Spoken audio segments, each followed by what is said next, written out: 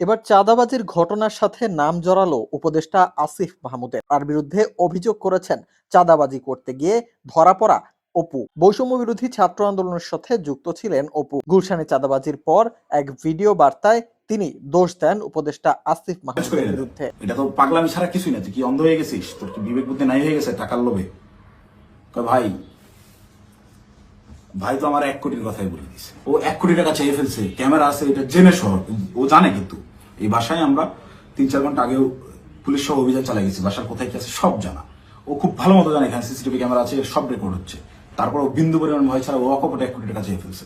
তাহলে অবশ্যই ওর কথার কিছুটা হলেও সত্যতা আছে, ওর পেছনে ওই রকম ব্যাকআপ আছে। জানান তাদের নেপথ্যে ছিলেন আসিফ মাহমুদ, যিনি 1 কোটি টাকা চাঁদা আদায় করতে বলেছিলেন। কিন্তু এমন অভিযোগ অস্বীকার করেছেন উপদেষ্টা আসিফ। প্রথমত হচ্ছে এই বিষয়টা এখনো তদন্ত চলছে, যেহেতু ইনভেস্টিগেশন চলছে, এটা নিয়ে মন্তব্য করাটা উচিত না। তারপর যে নাম স্পেসিফিকলি সেখানে এসেছে এবং এই নামটা আসার পর আমি একরকম অবাকই হই।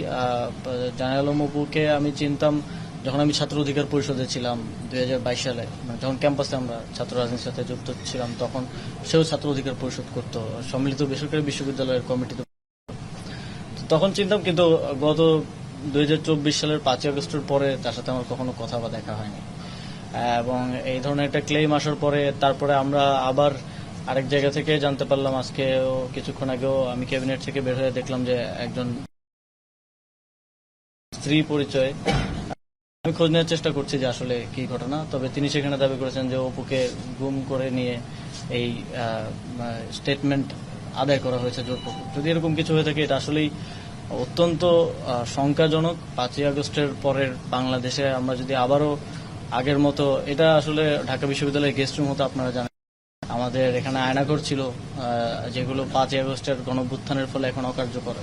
সেই প্র্যাকটিসের দিকে আমরা যাচ্ছি কিনা, এটাও একটা শঙ্কার বিষয়।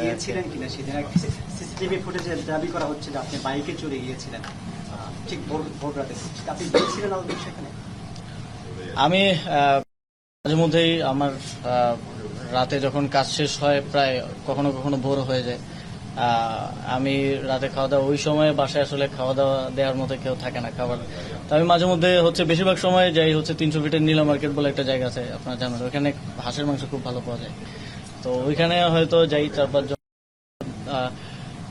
আবার মাঝে মধ্যে ওইটা আবার বেশি ভোর হয়ে গেলে বন্ধ থাকে, তখন ওইদিকে ওয়েস্টার্নে যাওয়া হয়। তবে এক্সাক্ট ওই দিন আমি গিয়েছিলাম কিনা বা সেখানে ছিলাম কিনা, এটা আমি এই বিষয়ে আর বেশি কিছু বলতে চাই না, কারণ এটা তদন্তের অধীনে একটা বিষয়, যেহেতু তারপরে অনেক কিছু বললাম, কারণ আমার বিষয় যেহেতু এলিগেশন আসছে, আমি সেজন্য বললাম।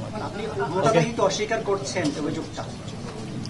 হ্যাঁ, এর সাথে ভাই আমার কোনো ধরনের সম্পৃক্ততা নাই, এবং আমার মনে হয় না এখনো কেউ এরকম কোনো প্রমাণ দিতে পেরেছেন আমার সম্পৃক্ততা বলে। যে অভিযোগ এসেছে এটাও অত্যন্ত গুরুতর একটা অভিযোগ, এবং সেটা পরিবারের দিক থেকে এসেছে, যথেষ্ট রিলায়েবলও এখন পর্যন্ত। তো এর সাথে যে আমার সংশ্লিষ্টতার যেই কথা বলা হচ্ছে, এটা সম্পূর্ণ রাজনৈতিক উদ্দেশ্য প্রণোদিত। এরকম অনেক কিছু আপনারাও ইতিপূর্বে এখন দেখছেন, সামনেও হয়তো দেখবেন। এই আর কি। ধন্যবাদ, থ্যাংক ইউ। সচিবালয়ে সাংবাদিকদের মুখোমুখি হয়ে এসব কথা বলেন উপদেষ্টা আসিফ। তবে এর আগে জানে আলম অপুকে বৈষম্য বিরোধী ছাত্র আন্দোলনের নেতা হিসেবে একাধিক গণমাধ্যমে পরিচয় করানো হয়েছে। গুলশানে সাবেক সংসদ সদস্যের বাসায় চাঁদাবাজির ঘটনায় গ্রেপ্তার গণতান্ত্রিক ছাত্র সংসদের বহিষ্কৃত নেতা জানে আলম অপুর ভিডিও বার্তায় এই ঘটনায় নাম আসা নিয়ে প্রশ্নের জবাবে এসব কথা বলেছেন আসিফ মাহমুদ, সজীব ভুঁইয়া।